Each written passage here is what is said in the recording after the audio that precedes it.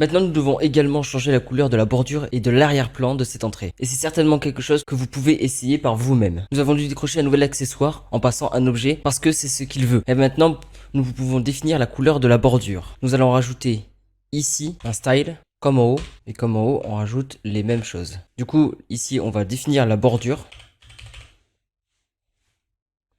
Border color. C'est la couleur de la bordure écrite comme ceci parce que nous sommes en JavaScript. Et nous devons donc utiliser le nom de la propriété JavaScript pour cela. C'est comme une propriété. Et je veux également définir ceci pour lire si ce n'est pas valide.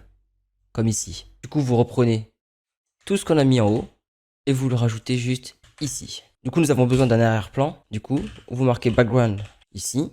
Et tout simplement, vous reprenez pareil, le même texte en haut et en bas. Mais du coup, vu qu'on a déjà les mêmes couleurs, ce qu'on va faire, on va changer tout simplement. On va mettre Salman et le black, on va le remplacer par transparent. Tout simplement. Du coup, si on retourne sur notre page, vous voyez ce que ça nous met. On va rafraîchir. Et si je fais add goal, ça nous met ceci en rouge, comme vous pouvez voir. Et si on va sur le course input CSS, vous voyez ici, il a une couleur blanche. Ce qu'on va faire, c'est que vous allez la prendre. Tout simplement.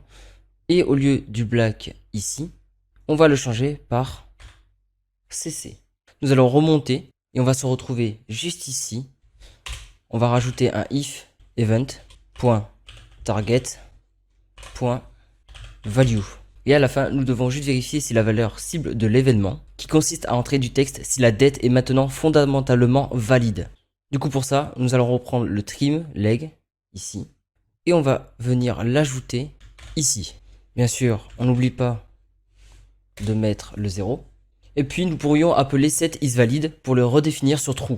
Très simple, mais du coup set isValid et on va mettre true entre les parenthèses.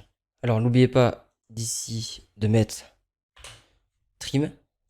Donc maintenant si on retourne sur notre page, au moins si je ne mets rien, je sais que ce n'est pas valide. Mais comme je l'ai mentionné, je ne suis pas satisfait à 100%, car ils sont très prioritaires et vous pouvez certainement toujours trouver des moyens de faire fonctionner cela.